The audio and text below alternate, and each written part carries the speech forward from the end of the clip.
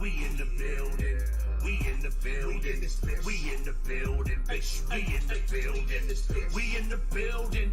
We in the building. We in the building, bitch. We in the building. Hey, what are you guys doing at my house? Huh? What the hell y'all doing in my goddamn house? First and foremost, it's been like a couple of weeks. Y'all ain't shown up, ain't knocked on the door, ain't checked to see if I needed milk, eggs, sugar, none of that. But we back, bitches, and we are in the building. What is going on, all you crazy sons of bitches? Shout out to my man, Chris Pace. What's going on with you? I see Nerd Cage Live is in this bitch. What's going on, Nerd Cage? Afghanistan, baby. Oh, yeah. Is in the building. Don Vito is in the building. What is going on, y'all? How the hell are y'all doing? So here's the deal. You guys know that it wouldn't be Giants Talk with PTA and RZeroB if RZeroB wasn't here on time. If this man was a professional, he'd be here on time, ready to go, instead of working a real job and providing for his family. Who does that? Huh? Somebody explain to me where they do that at. Nah, Rob will be here in a minute, y'all. So yeah, man. It's for right now. You get me. We don't get the intro, but when he gets here, we'll stop everything. We'll do the. Hey, well, Donnie, I hope you wash your hands. So yeah, when he comes in, we'll stop everything. We'll do the stupid ass intro. That's not stupid. Rob's will come in here and be like, "You call my fucking intro stupid?" And be like, "Yeah, I did." Oh shit! And this Patriot royalties in the building says, "Best in Hall of Fame. I'm going to trade for Mayfield with my Giants." I mean, listen. Okay, let me tell you something. Okay, all right. You know what? Before we get into Giants football, let's have a conversation, right? Because I was lucky enough to be one of the individuals that was given access to the Madden 23 beta. And those of y'all who know me know that I am a Madden nut. I love playing Madden. I run a CFM league. My guy Pate Royalty, y'all can't see because he's watching on Twitch right now, but my guy Pate Royalty, he's one of my newest league members, and we getting ready to start this league back up once Madden 23 drop. But yeah, passing is fucking hard in Madden 23, y'all. Passing is hard. It's very hard. Running is a little difficult too, because you got to understand where your running lanes are. If you don't understand where your running lanes are, you're not going to break it for a big a big gain. The gameplay is different, and the game feels difficult, and I hate it. But I love it because I want the game to be hard. I want to have to like put some time in to get good. You know what I'm saying? I don't want to feel like I'm just breezing through, teams, nothing. I want the grind. I want the build. Passing is hard. Is Danny Dimes out for the Giants in Madden 23? Listen, it's going to depend, okay? It's going to depend. It's really going to depend because here's the thing, and about that, and we're supposed to be talking about Giants, so I guess I am talking about Giants, right? But I'm talking about Giants in Madden. But here's the thing. The ratings for the players in the beta are not correct, okay? Like the ratings for the rookies are wrong. The ratings for hold on a second. Let's stop real quick and hold on a second. Let me tell my co-host who's backstage to put his fucking glasses on because he's got to do the damn intro. I've been sitting here killing time for his dumb ass, you know what I'm saying? Because he decided that he wants to have a real job and provide for his family. What's going on, Joe? How you doing, man? Appreciate you popping through. But without further ado, I give you Giants Talk with RZeroB and PTA. Hold on a second.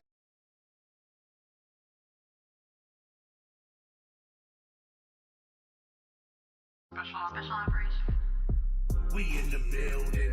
We in the building. We in the building, bitch. We in the building. We in the building. We in the building. We in the building, bitch. We in the building.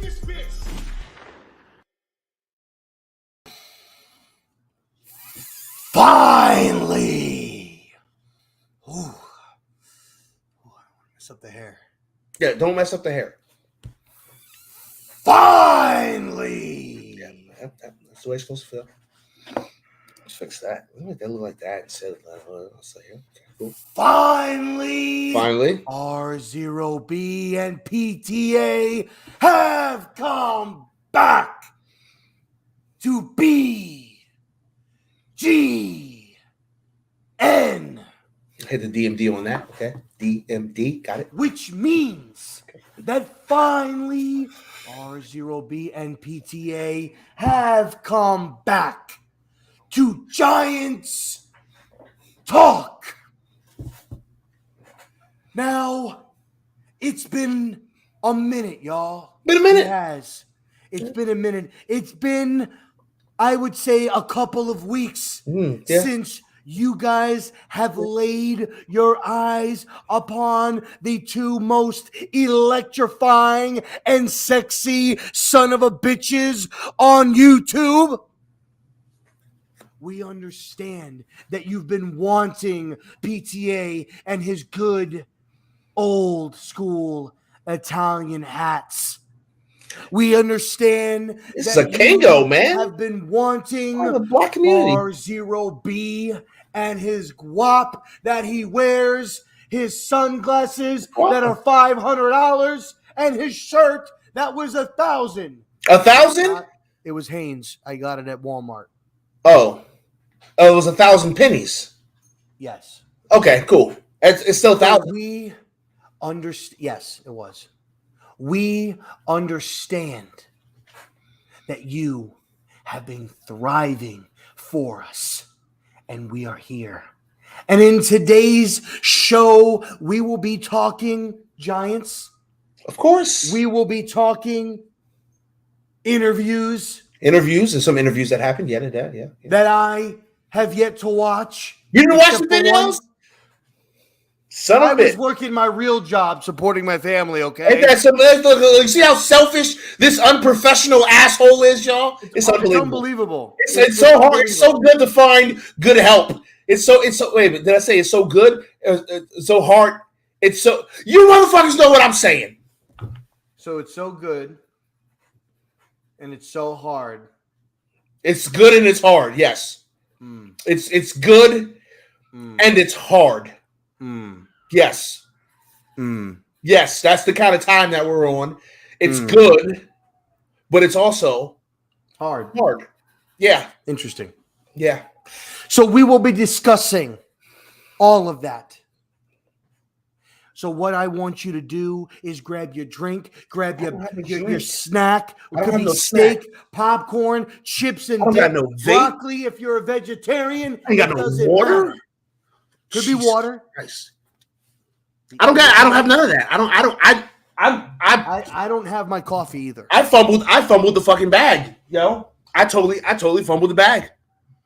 I will allow you to go grab a water if you allow me to go grab a coffee. I mean, listen, here's what we're gonna do, okay? Because we've never, not once have we done this show and it was a nice, cohesive, structured thing. It's always fucked up. Yeah, there's never been always all over the place. There's never been a time that we've had what the media would consider a quote unquote good show. we've never been what they call in Hollywood out very thoroughly a good show. We could say that. Yeah, but we're two good-looking motherfuckers. Though. I mean, hey, listen, and we here, right? And we gonna talk some Giants. And all you need to know is that whenever you watch Giant Talk with PTA and RZeroB, it's going to be good and hard. I think we should put that on a t-shirt. Good and hard. You know what goes good with good and hard? Soft. A tongue. If you smell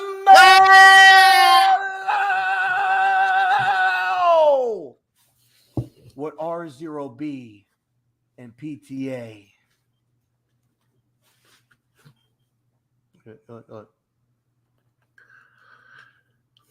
that good? Is that a good one? Cooking. There we go. Yeah, that was a good intro. How you doing, Rob? What's up, baby?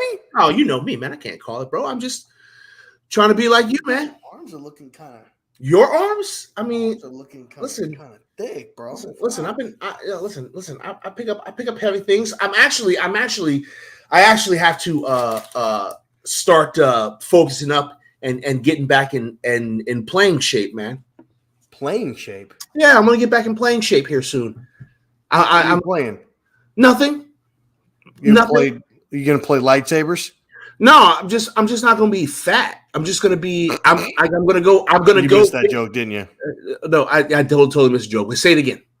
I said you're gonna go play lightsabers with glow in the dark condoms. What's that got to do with? You said you wanted to go and play. Playing weight, like football, like playing weight, like when I played football and you're gonna go work out. You're gonna go play football because you want to tap some ass.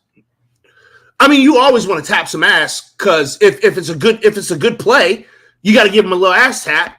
At the end of the game, you got to give someone. You got to give at least someone a good game.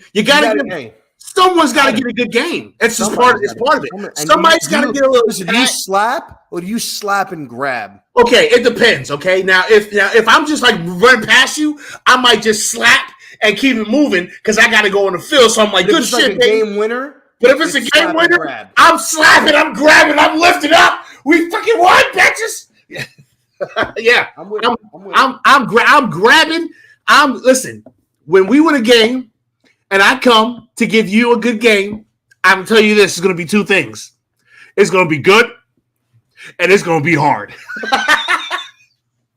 That's so stupid, man. And that would become a thing now. That would be a t-shirt. Good. Yeah. Giants Talk with PTA and R0B. Good and hard. Unbelievable. Just ridiculous. Okay, cool. So all right. Unfortunately, you didn't get to watch. I saw I didn't see the full KT interview. Mm-hmm. I saw the bits and pieces where he was talking with Thomas Davis. Thomas was asking him, what are you doing? What are you extending? What's your thought process? Mm-hmm. He asked Thomas Davis about, some advice for him, and Thomas Davis, I thought, gave him really, really good advice because when you're a high draft pick like that, a lot of times, not saying KT is one of those players, but when you're a high draft pick, sometimes you think like, you're above. Listen, I was taking number 5. I was taking number 1. I ain't carrying around pads. I ain't going to get food. I ain't going to be your little bitch.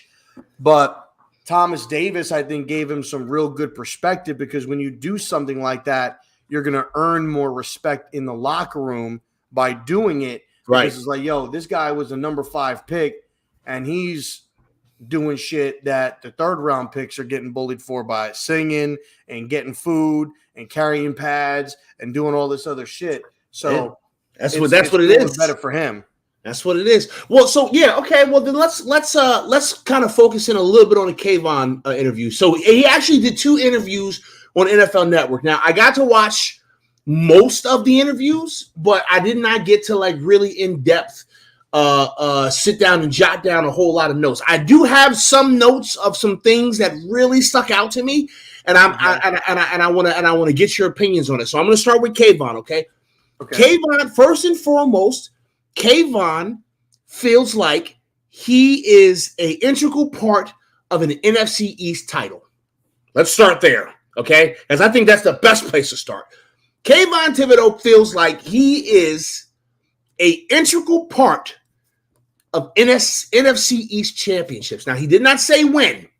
He did not say this year. He didn't say next year. All he said was that I'm going to bring us some NFC East championships. Now, when you say things like this as a rookie, especially when you haven't touched the field yet, it can be dangerous. It can be dangerous, okay? Because you put that on wax. It's on the internet. It's there forever. Okay? Somebody's got a copy of that shit. But I almost feel like, as I hear him say stuff like that, I kind of believe him. I believe that that's the way he really feels. Like, and this is the reason why I would say that I am okay. I'm okay. Hey, what's going on, Chris? How you doing? Nate's up in the building. What's going on, Nate? How y'all doing? So when I listen to him say it, there is a conviction to it, right? That lets me know that he really believes this. Now, I'm not saying that this is going to happen. I'm not saying Kayvon Thibodeau is going to be the reason why we win championships and shit. I'm not going to say that. But what I am going to say is that there is a conviction when he says, I'm bringing us championships, and I like it. What do you think? What do you think as I say to you that when he said that it's in his plans to bring us championships, and he said it with conviction, it didn't sound like lip service. It sounds like he really feels like he can be that key piece. How does that make you feel, Rob? I like, what he's, the confidence that he's bringing. I mean, let's face it, the Giants have been, for the most part, a laughing stock, I guess you could say, when it comes down to how we've been the last couple of years. Nobody really respects the Giants on the field. It's like, Giants, all right, that's a win. Yeah.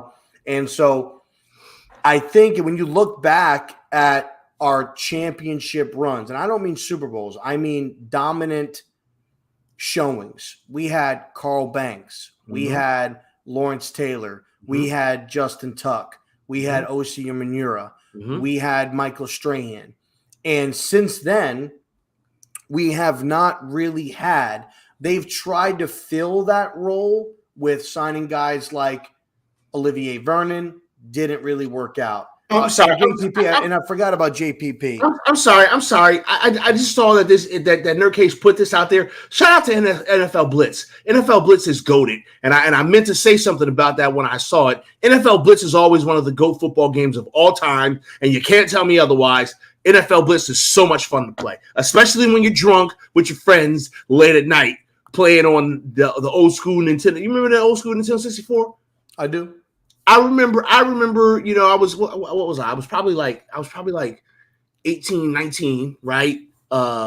Statute of limitations is over, so cops can't come get me when I tell you that I was underage drinking. But I can remember many a night sitting in my boy's basement, drunk, playing NFL Blitz. That's the shit. What's going on, Giants Nation? I'm sorry. Go ahead. You were talking about. No, you're good. And I just want to say, yo, Chris, what's going on, man? You said what's up. And Nate, who's the weeb? No comment. I please. Hey, yo, what the fuck is a weeb? What is that? What is a weeb? I didn't want to Google search it. Okay, I did not want to Google search it because I didn't know what was going to pop up. But what the fuck is a weeb? I don't know what that is. I don't want to know. I don't want to know. I don't know what that is. I don't want to know. Listen, this is one of the few times where I don't understand the lingo, right? And typically I know what you motherfuckers talking about. And you typically know. I know this stuff. I typically know. I don't know what the fuck a weeb is. and this is off topic, but this is where I feel like as a content creator, right?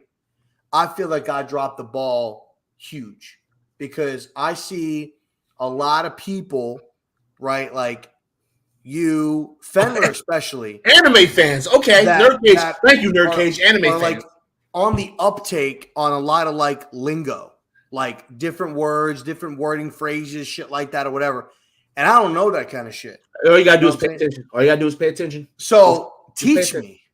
Just pay attention. It's on the interwebs. Just pay attention. Listen to the kids talk, right? And then go to the Google. See, but I don't know. Here's the thing. I could listen to them, but I don't know when to put it in a sentence. You know what I'm saying? I don't know when to put it in a sentence. Yeah, I listen. I'm gonna have to teach. Hey, listen, I'm gonna have to teach RZeroB how to dance and sing and rap and speak. It's gonna be a fucking montage. He's gonna have a do-rag on. At some point, we're gonna be doing the shoulder swag. You know how in every like movie where like the white teacher comes to help the students, or the like the white girl comes to the hood to dance. There's always a scene where they go. And I feel like because that's the easiest move for white people to do who may not be able to fucking dance. I'm just saying, why do they always do that move? Because that's the move that RZeroB and I are going to do when he's got the do-rag on. You know what I'm saying? And now actually, you know what? No, you're not gonna have the do-rag on. We're gonna put on the official uniform of a New Yorker. Okay, Tim's and a Yankee fitted. Okay. Tim's and a fucking Yankee fitted. That's the official uniform. I said that on Twitter today. That's the official uniform of New Yorkers, and I love that shit. I think it's great. Tim's and a Yankee fitted. I used to have a real nice Yankee jacket back when I was a kid, and I outgrew it. But I had a real nice one. I ain't own a pair of Tim's in like 15 years. I had Tim's. I do. I love the Tim's. I remember what happened. Somebody scuffed them. And I couldn't get the freaking scuff out, dude. And you supposed to send that back to Timberland. You supposed to send that back out? Yeah, you're supposed to send it back to Timberland, man. What you mean? You send it back and they fix it. They gave it back to you. That's part of that's why Timberlands are so fucking expensive. I had one pair of Timberlands. I used to wear them all the time, man. I love those boots. I had two pairs. They had a sneaker. They made a sneaker. I don't know if they probably still have them, but I saw a sneaker that Tim's made. It was like a sneaker boot, and I really wanted them, but they were like $180, $190 or something like that. My parents wouldn't get them for me. Hey, yo, I don't know exactly what you're talking about because right after, that's when lugs dropped. You remember lugs? Yeah. That's when lugs dropped because I had lugs. And my parents got me the lugs because I had lugs because they were cheap. They were like $60, $70 or whatever. And I remember I pulled them up, and my parents were like, "Yo, here we got you the boots. We thought these were cooler." Nah, motherfucker, you thought it was cheaper. Fucking lugs, man. I remember lugs. What you want me to do with these fucking lugs? I had those lugs where the sole was coming off the shoe. Yes. Like not even 6 months. My mom wasn't buying me no new shoe, bro. My mom wasn't buying me no new boots. She wasn't buying me and she bought them for the winter. It was winter, you know what I'm saying? So you got to have boots for the winter. She got me fucking lugs. Unbelievable, bro. She bought them shits at Payless. Now we're going to Ross. Now we're going to Ross or Marshalls to buy fucking shoes, bro. Hey yo. They have some nice shoes though, Marshalls and Ross. Yo, I know that we were supposed to be talking Giants football, but y'all know how we do, and sometimes we just say fuck football and we just talk about us and y'all, right? Yeah, listen, man. I remember. I can remember when my first pair of boots that my mom had got me, they had a hole in them, and I wore those boots throughout the whole damn winter. The whole winter, I had to wear them damn boots, man.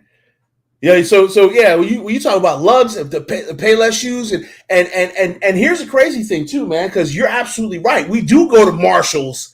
We do go to these damn discount stores because I tell you what, man, like work pants, like khakis, them shit's expensive. They are. So you can find your boy in Marshalls or Burlington Coat Factory getting khaki pants. You know what I'm saying? But back in the day, if you had on some lugs, you was gonna get clowned. Oh, 100%. You was gonna get clowned if you had them lugs on, and now 100%. Hey yo, now, real talk. I think I might buy a pair of lugs just for nostalgia. Just for old time's sake. Just for old time's sake, I might have to just cop a pair of lugs. I might have to search the internet because I don't even know if they still make them damn shoes. Mountain Gears, holy shit! I remember Mountain Gears. Mountain Gears was the cheap shit.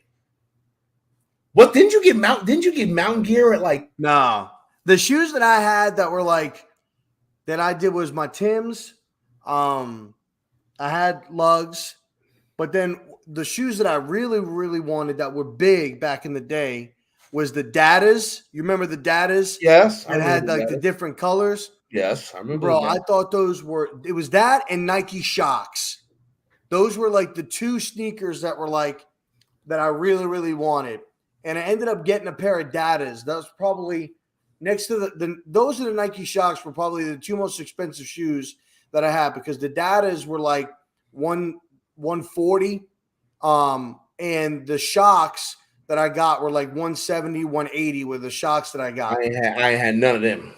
And I had none of them. They were the ones that I got were black and silver, and dude, I wore them. I held on to those Shocks so long to the point where you started seeing the springs in the shoes where this like my shoe was like tilted a little bit, like my heel was tilted, like that. But the Dadas, they started peeling on the sides because of the wrapping that they were on. So they started fucking peeling on the sides, and it was like, yo, what's going on, Jay? How you doing, man? Appreciate you popping through. Yo, listen. Oh man, I got Chris. He's talking about Rockaware and Fat Farm. I remember getting Rockaware and Fat Farm at a store called Against All Odds. It was the hood. And then he comes in here and he throws this Eagle stuff. And we're not talking about chicken sandwiches right now, Jay. Ain't nobody concerned about Thanksgiving. No. All right, we don't want to talk turkey. No, we want to talk Giants and we want to talk. So getting back, let's get back. Let's get back to the show. So I'm okay with that because we've when you think about all the times that we've won championships and we've been dominant, we've had dominant defensive pass rush. From the JPPs to the LTs to the Carl Banks to the Strahans to the Tucks to the OCs, we've had it, and we haven't had that. And they've tried to replace it by bringing in Leo. And Leo's been a good player, not like but he's not like what we're used to. No, he's not a pass rusher. But he's been a good fit for the defense, but he's not a dominant pass rusher. No, he tried signing Olivier Vernon from Miami. That didn't really work out. KT, really, in all essence, KT has a lot to live up to because we haven't taken an edge rusher that high since Lawrence Taylor. Oh, yeah. Okay. We haven't taken an outside pass rusher since Lawrence Taylor. Now you're talking about the 1970s. Like is when he was drafted in what, 78, 79 or 80 or something like that? It was like, that was when he was drafted. So you're talking about what? Almost 50 years since, 40 years or something like that since we've taken an edge rusher. Now we've taken defensive linemen, with your JPP and Strahan and stuff like that. But an edge rusher of KT's type, we haven't taken since LT. So he's got a lot to live up to. And I like that confidence. I like that swag that he's trying to bring because I think it's going to elevate guys like Azeez Ojulari. I think it's going to elevate guys and motivate guys like maybe, Sexy Dexy. I think it's going to go ahead and elevate guys like Leonard Williams. Even though Leonard Williams is the seasoned guy, he's the veteran, right?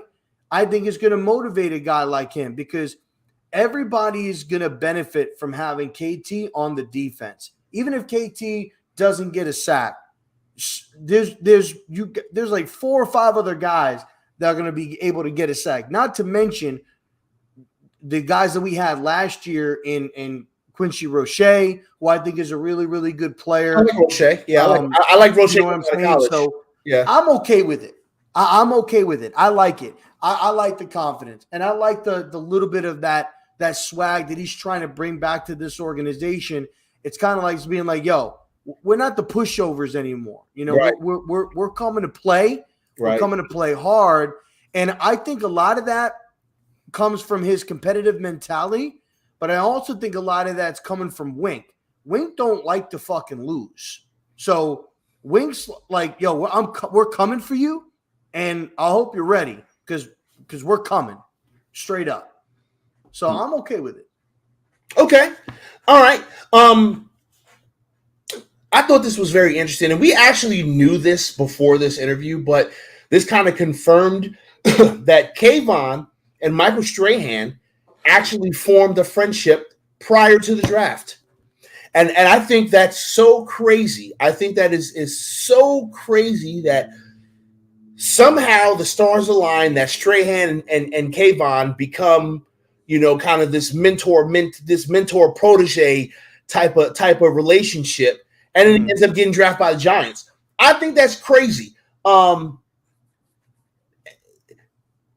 And the reason why I think it's crazy is because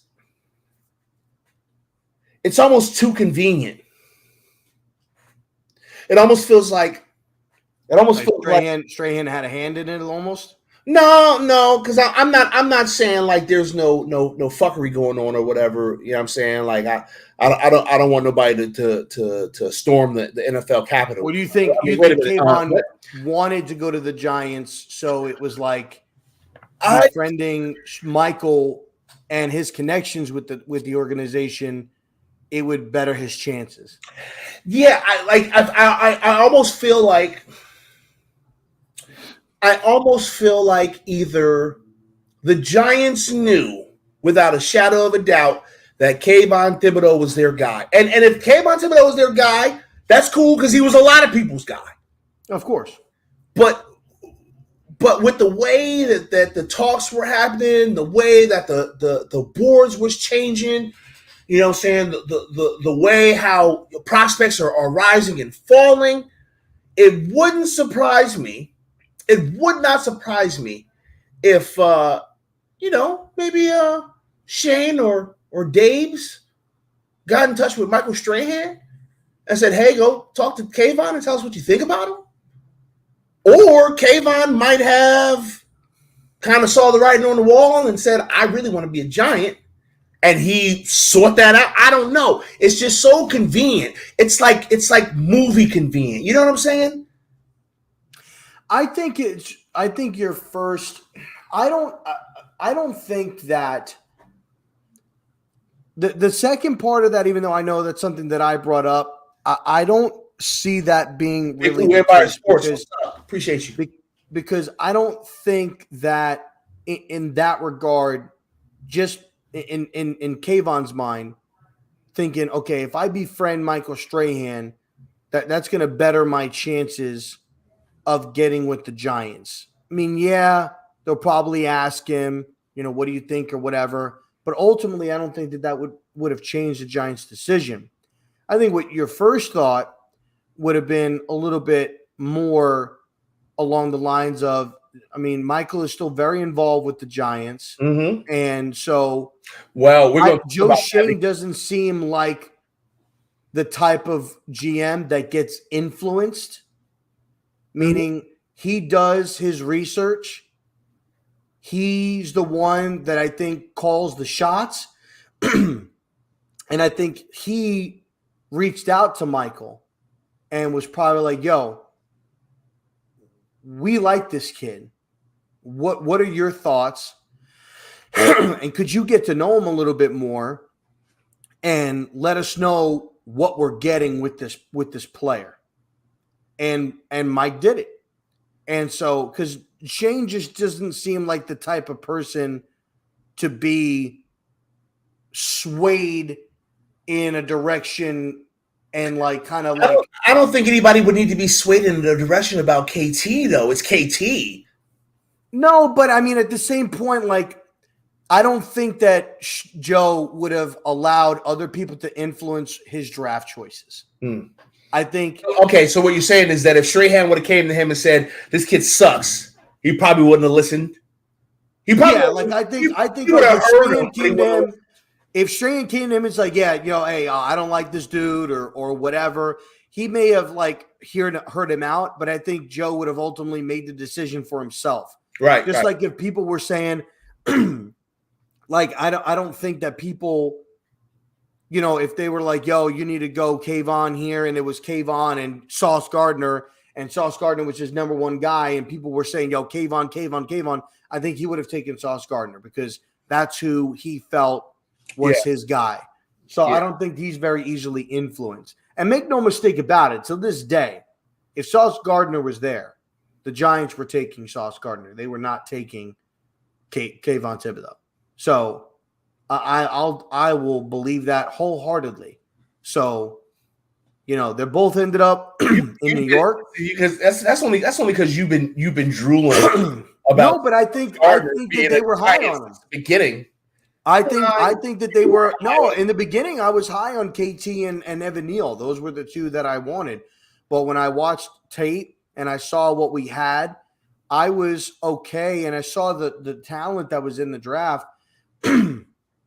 I said to myself, we could go and we could get a decent pass rusher, a decent edge rusher like a Brian Azuma. We could have went and got somebody like that, or a Beavers or something like that. Like we could have gotten a guy in the late rounds, I feel like, and added him to the Roche and Ellerson Smith and Quincy, and Aziz. Like we could have added him to that room, and stuff like that. But at the end of the day, we got KT, we got Evan Neal, the two biggest prospects in the draft, and I'm happy with it. But I think to this day, if Gardner was there, we would have taken Gardner and Neal. Hey, Blue City, I'm gonna need you to elaborate on this. Like, what do you mean? He said that's the guy. Is he talking about Kayvon, or was he talking about Sauce when he said that's the guy? Are you suggesting that Joe Shane, when he said to Brian Dable that's the guy, he was talking about KT? You got to elaborate on that one because I see your comment, but I'm like, who are you talking about here?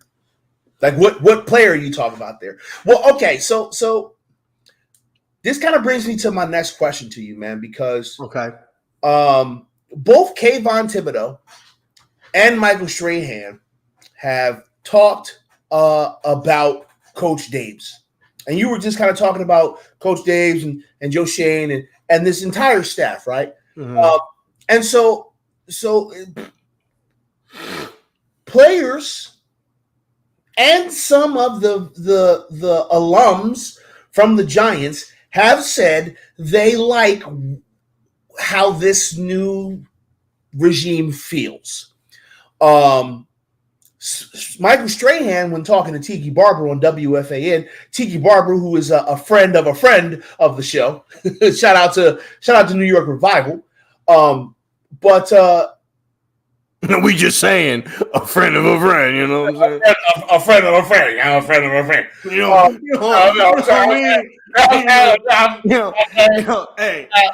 I'm saying, you look real good inside the little box. Listen, I'm just saying, man, I'm just throwing Tiki, call me up there, Tiki.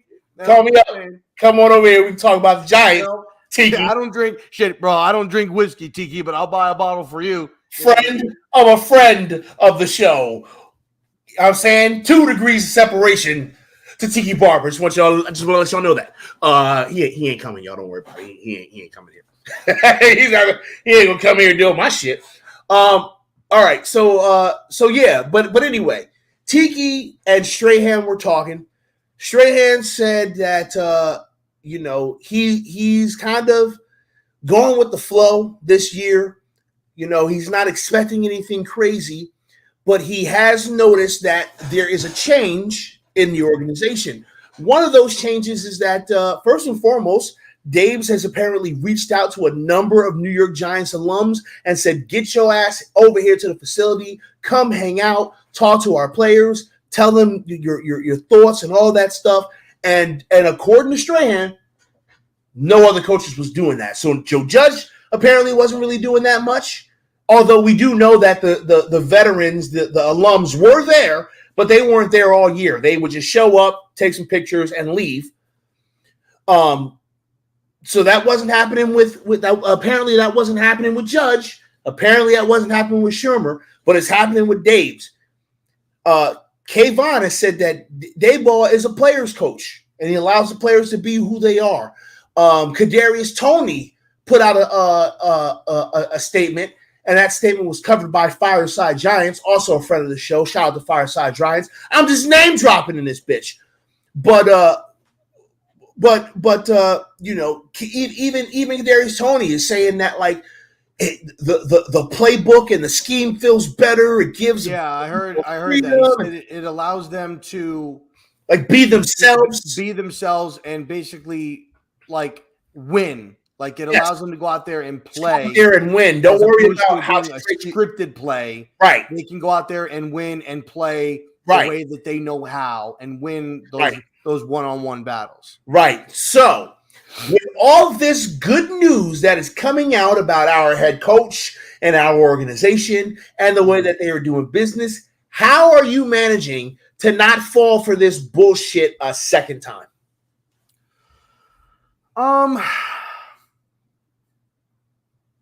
It's not that I'm not Blue City says you talking about Kayvon. Got it. Thank you very much, Blue City.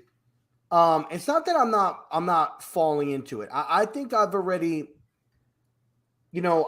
for me, I get a vibe from a lot of the coaches.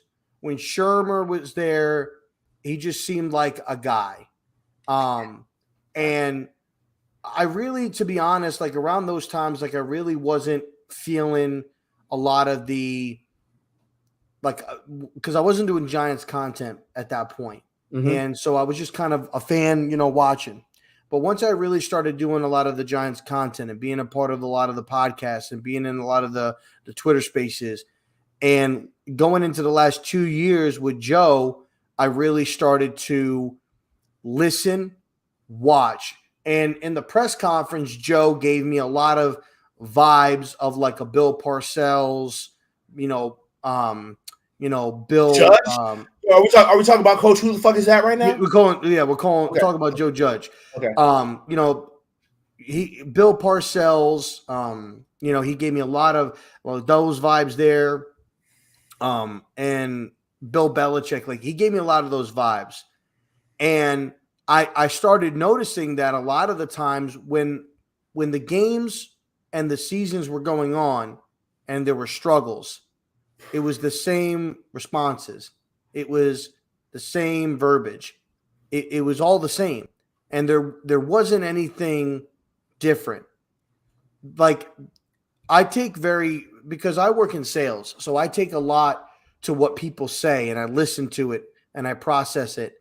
And the press conference with Dabes and the press conference with Joe, to me, when I listen to both, Joe's seemed more like not scripted, but more like he was trying to sell to the reporters, like for them to approve him getting the job, if that makes sense. Okay. Where Dabes in his press conference was like, this is what it is. This is what I'm going to do. I don't have answers to a lot of your questions yet, but I will. And you're going to have to wait. And that's it. And it was straightforward. It was blunt. And I got a lot of a guy that I admire, a lot of Mike Tomlin out of Dabes with a lot of his responses. Because Mike Tomlin is one of the most respected coaches in the National Football League. And he doesn't like just give out information. He's like, you'll know when I want you to know. And you'll know when I find out. And that's it. So, and I like that in a coach. So when I listen to Dabes and I listen to him talk, especially when he talks about the players and he talks about the goals and he breaks down everything. A lot of sometimes he's saying the same stuff about the players, but that's because like everybody's asking him about the players and they're not really in games. You know what I'm saying? So they can't like. It's not like he's breaking down a Monday Night Football game. Like, hey, why did you guys struggle? Why didn't you get why that? Everything right now is all practices. It's all practice. It's all of that stuff. But I'm bought in. And I like the fact that they're involving the alumni because let's face it, those guys know what it takes to win a championship. And there's a lot of – I think this is the youngest that this organization has ever been for a long time. And so they need a lot of the veteran leadership guys to go out on the field, show them a lot of their shit and talk with them. And when this team gets back into it and they're competing for a Super Bowl again, it's really going to be a team championship. And I think it's not just going to be the current players that are going to be winning it, even though they're the ones performing and playing on the field. I think it's going to be the alumni too that are going to win it with them because they're going to be with them every step of the way. And I like that. So I'm bought in. I like the way Joe Shane is managing. I like his thought process. I said it from the get-go. Joe Shane has been in this position before. No money, draft capital, high contracts. Look at Buffalo. Mm-hmm. And they were able to turn it around. He's in the same situation that he took over with us, and we ain't got to worry about him leaving to go anywhere else as long as he doesn't fuck up. He's a GM, so he ain't going to go anywhere. The biggest thing that I've also noticed that really hasn't been reported, you notice how the Maras aren't really involved. They're not really having the press conferences. You don't really see them talking much. Yeah, no. They're quiet because I think John, at this point, he's like, I'm just whatever I've been doing. Where do I sign? Okay, sign here. Okay. What is this for? Okay, I'll sign it. And he's just signing the checks. And Joe Shane is just saying, this is what I need. This is what I need. Get me this, give me this, give me this, sign for this, sign for this, sign for this, pay for this, pay for this, pay for this, and that's it. Boom. And John is doing it. And I'm with that. And I think it goes good when you have a head coach and a GM that have worked together. I think Joe and Dave's are on the same wavelength. The same exact wavelength. Oh, yeah. 100%. Yeah. 100%. Oh, yeah. I think this can turn into like a 15 or 20-year coaching career and GM career. Where I think Dave's will be the longest tenured Giants head coach in franchise history. The longest one that we had was Tom Coughlin, and he went to 2014? Whoo, man. I mean, we didn't get to the hot takes part of the show yet, but I mean, if you want to throw one out there like that, all right. I am. That take is hot as fuck. Longest tenured Giants head coach will be Brian, unless he decides to retire. I'm not even going nowhere near that. And here's the thing, okay? The people may notice how quiet I've been on the interwebs about the New York Giants. I've been very quiet. And it's been kind of on purpose, right? I mean, yes, I got a lot of crazy shit happening around me in my life right now. And so, some of this content creation kind of has to take a step back sometimes because I have to pay the bills so that I can then come and sit in front of this camera. But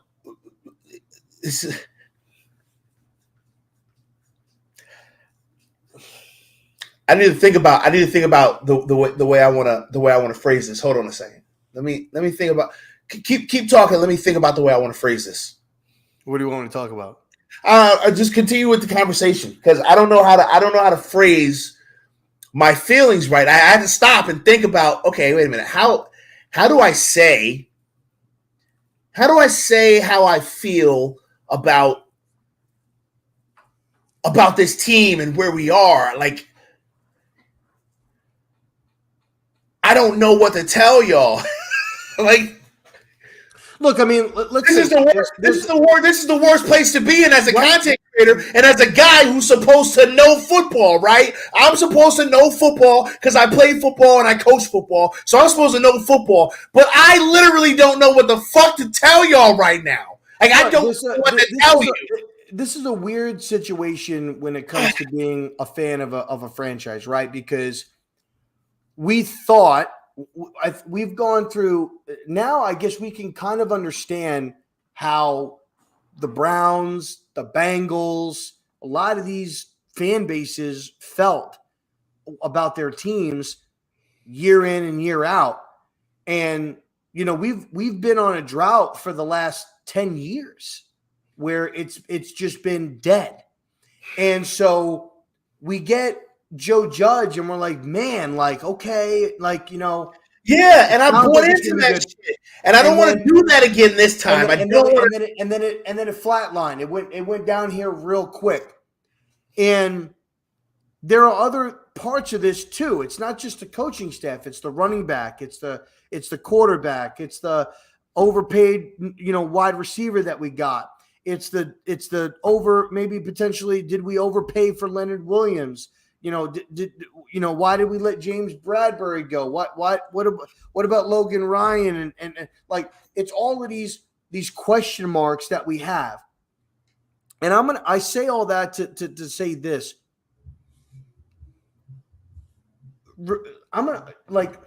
Let's think about this. And I said this to somebody else in my stream. There are a lot of similarities right now that I see with another situation, from another situation to now. And if you look at a lot of DJ's posture, what he's doing, something's different. Something's a little different.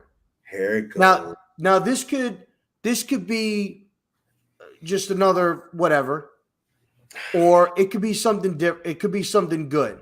We don't know, right? We don't know what's going to happen. But Josh Allen gets drafted to Buffalo. Great talent, but everybody feels was like a project quarterback. And his first year was, everybody was saying bust. Worst pick. Damn it. Why did I know this was fucking coming? And so then he works with Daves, and look at what Daves was able to do and transform him.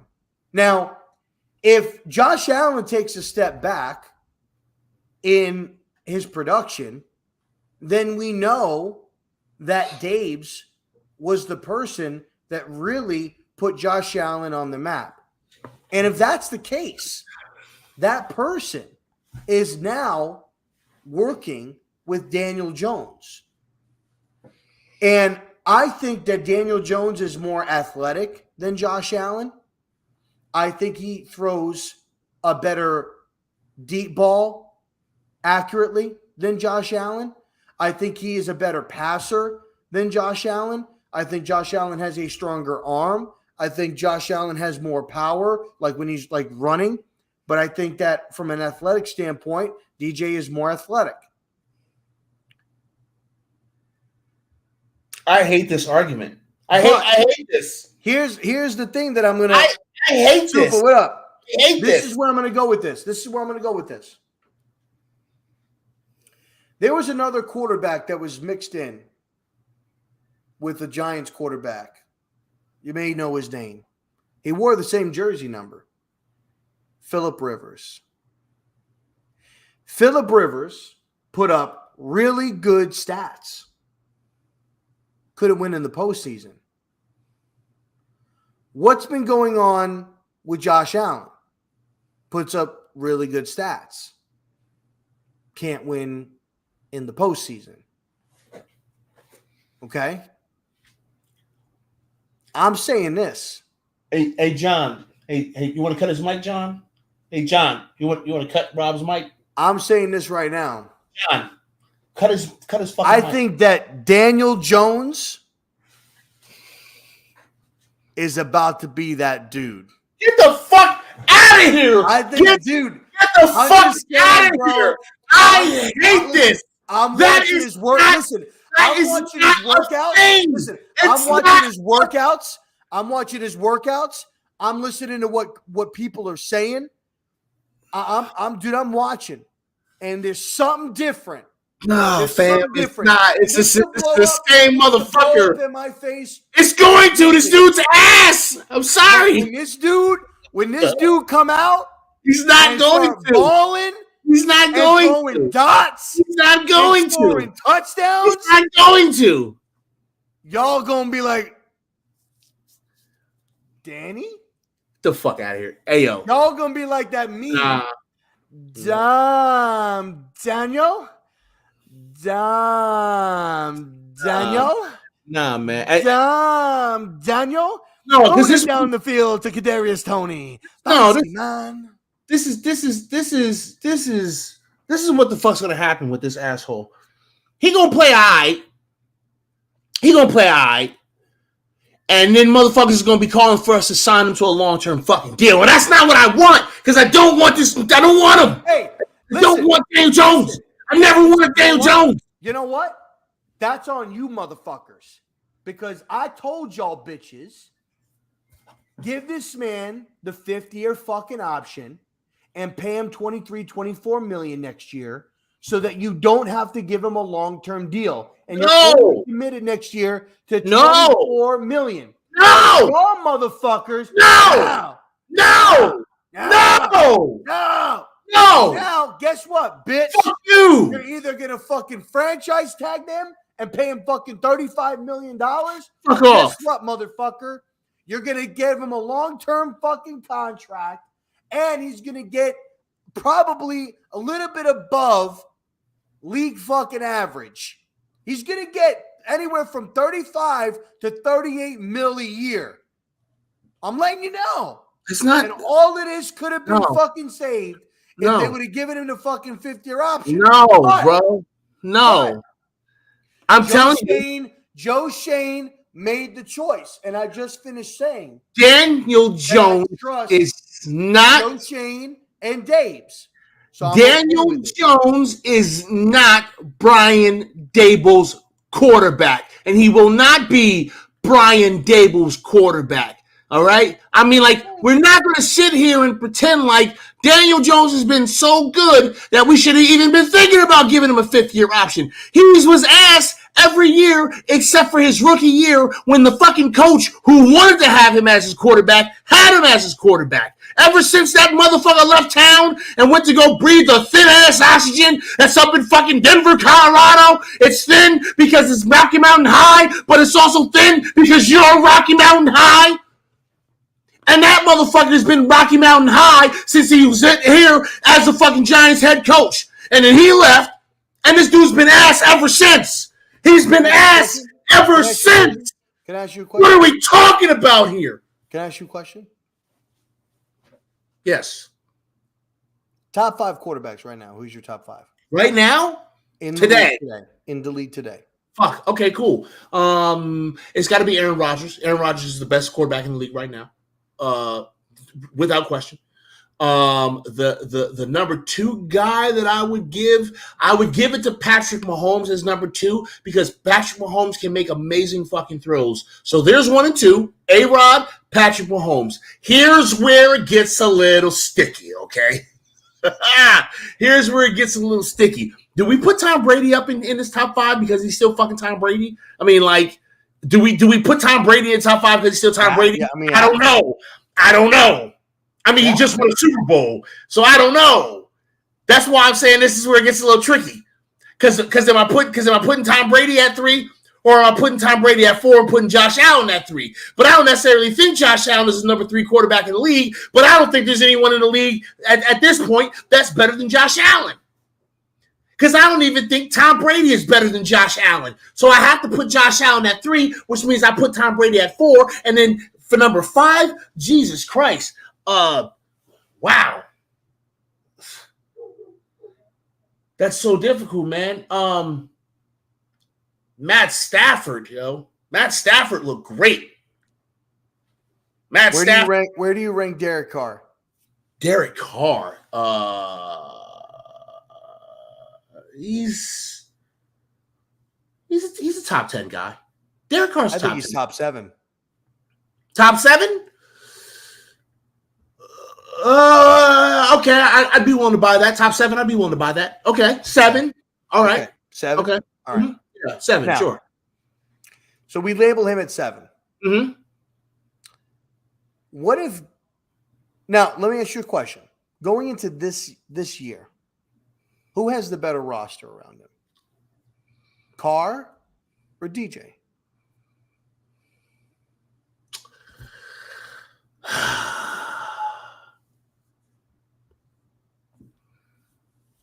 Both have not first time head coaches. Both have new head coaches.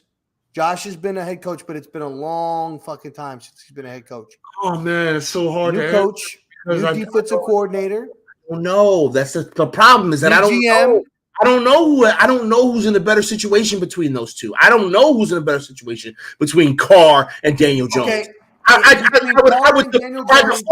default, I'd give it to Carr because Carr's a better quarterback than Daniel Jones. Okay. Give it to Carr by default, I suppose. If Daniel Jones comes out and puts up similar stats to Carr and makes the postseason, but Carr doesn't, does DJ deserve a contract?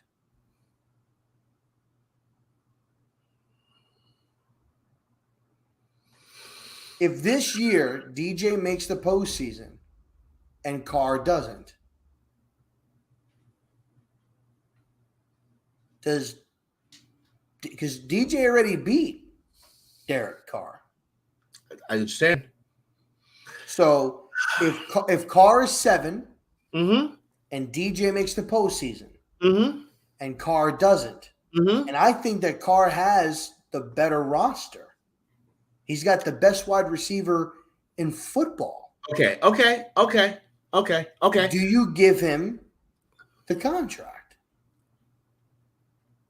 No, I don't.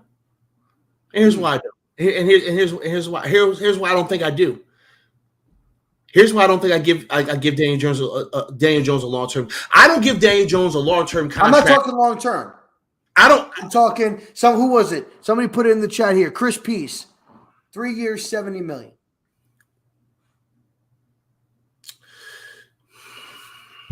3 years, 70. I would do three or 4 years. I would do 4 years, $80 million. That's not terrible. No, 3 years. I would do 4 years, $80 million. Because listen, I'm thinking the best I'm giving Daniel Jones after this season, if he has a good season, is a 3-year deal. Like that's the best I'm giving you right now. And I will put in the language that we can like extend the contract if we're happy or something. I don't know. But I'm not giving you more than 3 years if I'm the Giants, regardless of what Daniel Jones does at the end of this year. Regardless. I'm thinking like, all right, we'll give you a 3-year deal, bro. Because like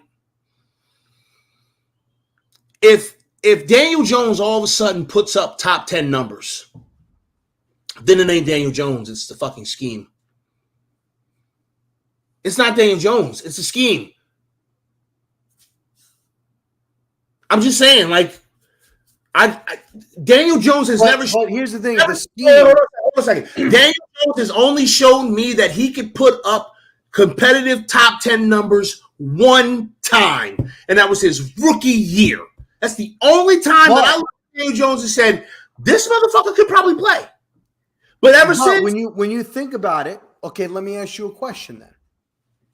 Okay, question: who do you feel if you had to choose right now? You had to choose an offensive coordinator. Mm-hmm. Are you taking Dabes or Shermer? Based on their body of work? And I'll give you an option. I'll give you a year. Okay? Actually, I'll give you a little time of career. I'm talking Shermer, Minnesota, when he was the offensive coordinator. When he was offensive coordinator. That's fair. That's fair. And Dabes when he was the offensive coordinator in Buffalo. Okay, yeah. This like the Chris. I like this, Chris. I like that. That I can dig that right there. I can dig that. Like voidable 3rd year workout bonuses and all shit. I can get with that. I'm sorry. Daniel Jones has not shown me that he deserves to have a long-term deal. Daniel Jones has not shown me that he deserves to have, to get paid the money that some of these other quarterbacks are being paid. He hasn't. I'm sorry. It's the truth. This is not me hating. I don't hate Daniel Jones as a person. I want Daniel Jones to succeed, please, because that means the Giants are winning, and I'm happy. I'm not saying this because I hope it's what happens. I'm saying this because I've watched this young man play for 3 years, and he has never really done anything spectacular consistently. There are flashes. There have been so many flashes of greatness from Daniel Jones. I will always admit that shit, okay? There have been so many flashes, but it's just so fucking inconsistent. Like, can we get a consistently good Daniel Jones for like 5 games?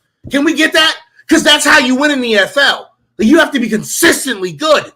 This man has not been consistently good. I'm just keeping it real. And I understand the circumstances. I understand and listen, I've been thinking about this shit because on Friday I gotta go argue with Fist Vegas about Daniel fucking Jones because he's a maniac. Okay? But I'm sorry. if you put a Patrick Mahomes on his fucking New York Giants team, if you put an Aaron Rodgers on his fucking Giants team, if you put a Burrow or a Herbert, maybe a Russell Wilson, but I don't know, he might be old and washed now. It could be. I'm just saying. Right? But if you took some of these younger players or some of these better quarterbacks and put them on this team, I'm not saying that these quarterbacks are going to win you a bunch of games with mediocre bullshit players, okay? But what I am going to say is that as you watch him play and his teammates let him down, you say that motherfucker's good though. I can't say that about Daniel Jones. I'm sorry. Yeah, but when you here's the thing. We're comparing. Let's look at the modern day quarterback. Everybody judges the quarterbacks that they have. They judge them to 2 players. 3 now. Mahomes, Rodgers, Brady.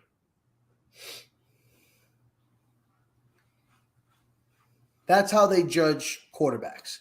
If you don't resemble, you didn't win as much as Brady. Like, I want you to win like Brady won.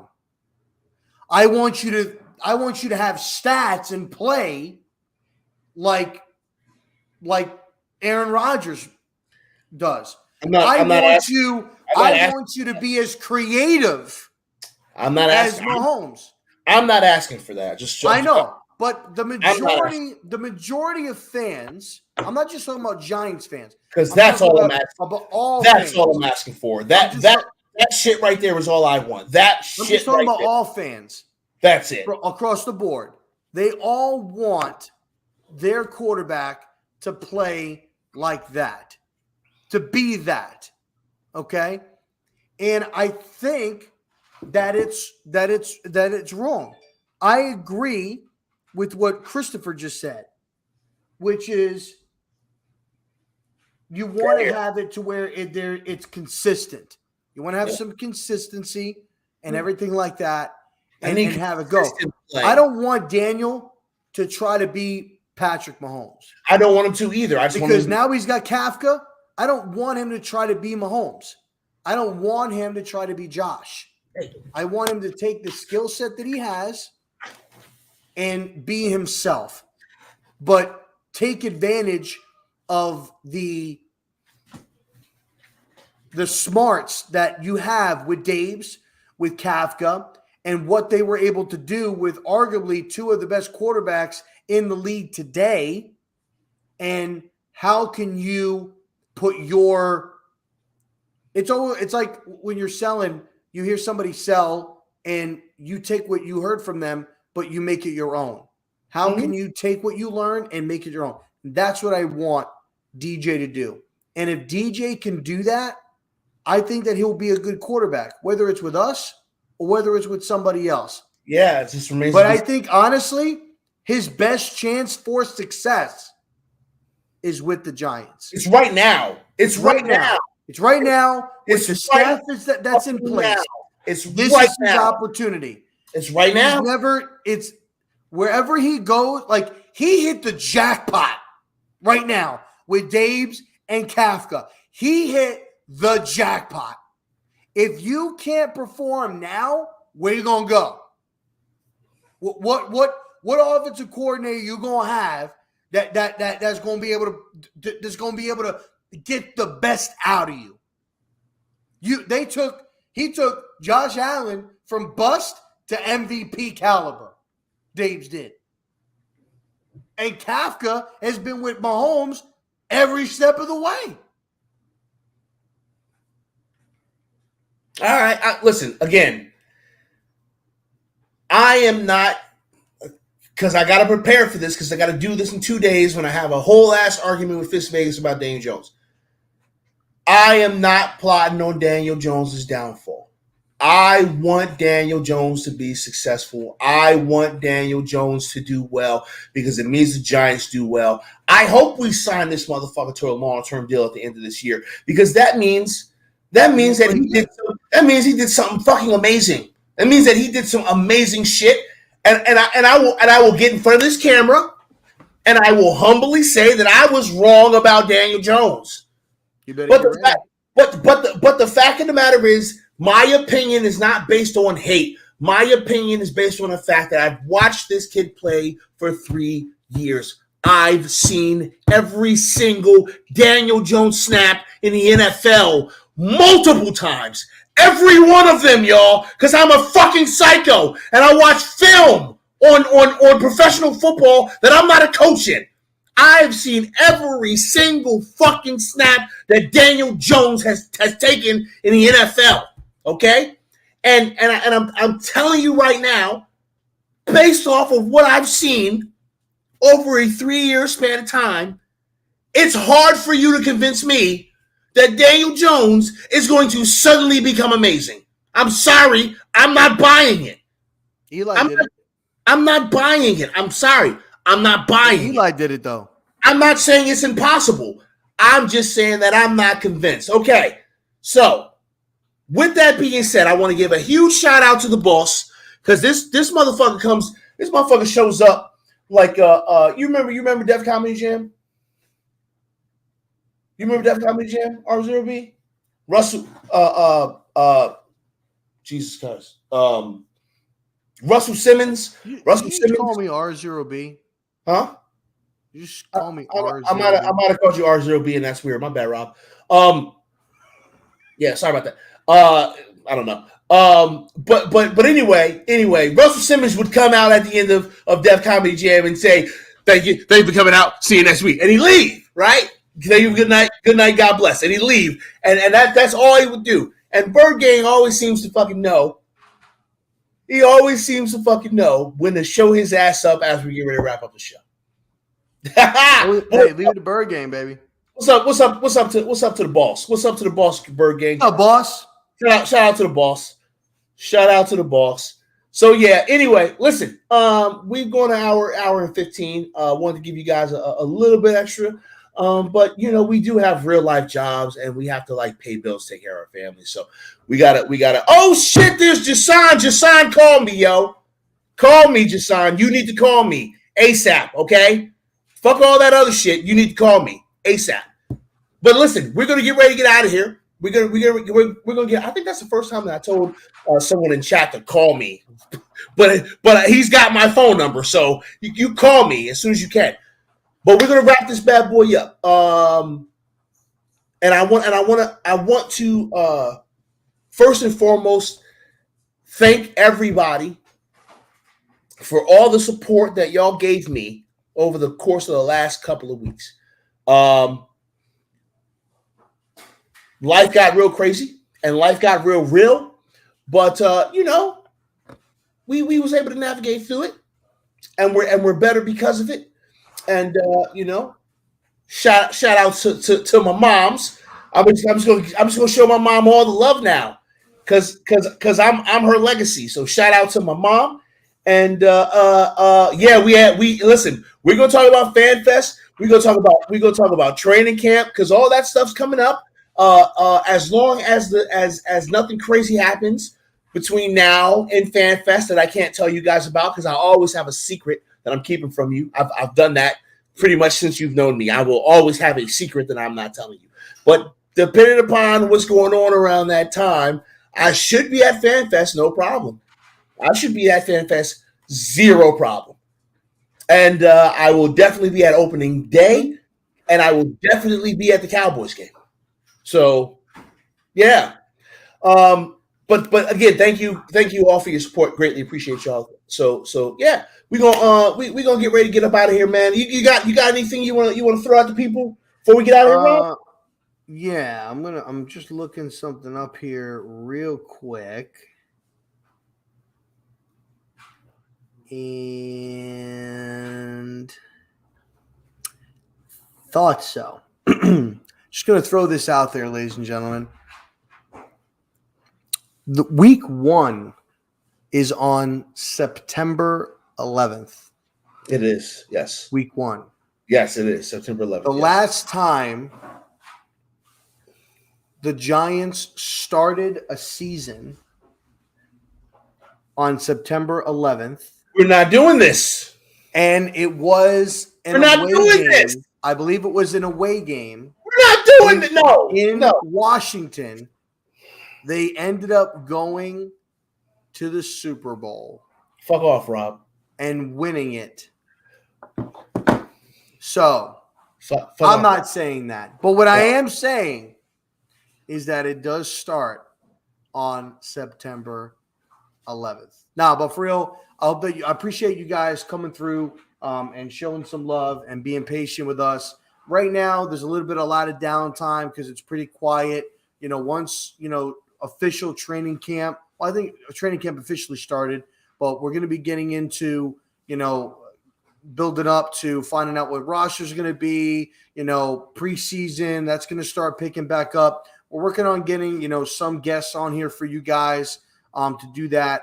Making sure that when you guys see us going live, even if you go to PTA's YouTube, he always has the pre-reminder for the show for the coming up week.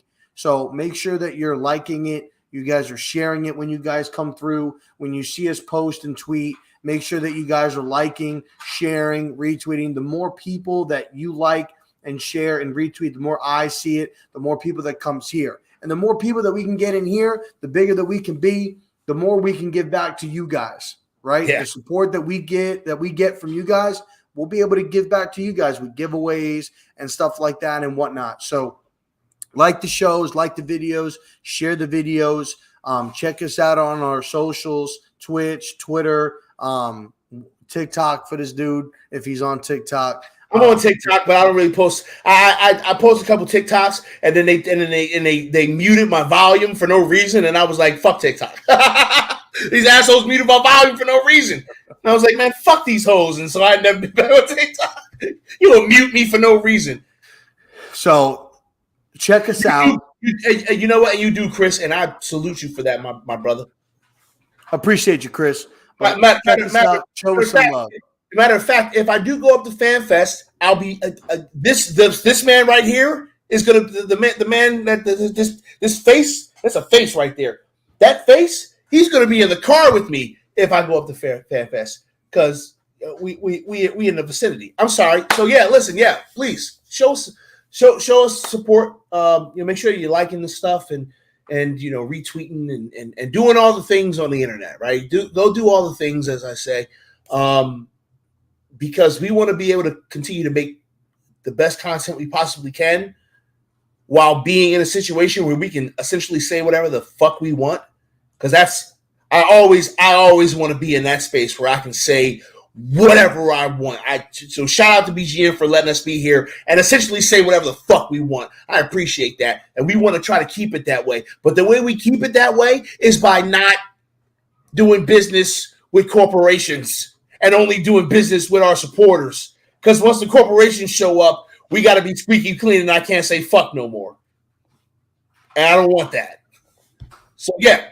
Appreciate y'all. We're going to get ready to get on out of here. I've got to navigate through the fucking thing. You guys know what happens at the end of the fucking show. It happens every goddamn time. I'm going to push the outro button, but then I'm going to forget to hit end broadcast. We're going to be sitting here, and I'm going to be like, oh, shit, and you guys know. But with all that being said, we'll get up with you guys later. Appreciate y'all. Y'all take care. Deuces.